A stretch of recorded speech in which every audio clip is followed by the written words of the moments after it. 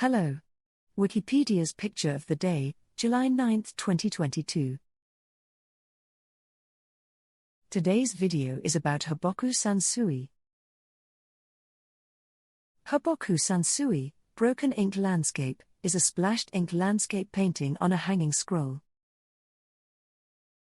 It was made by the Japanese artist Sesshū Tōyō in 1495, in the Muromachi period.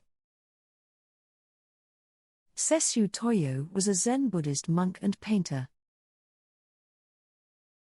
The work is a development of suibokuga paintings made with Chinese ink, using dark and light shades on a silk or paper medium. The monochromatic style can result in artworks similar to calligraphy. In spite of its title, the work is not one of broken ink, haboku, but rather one of splashed ink, hatsuboku.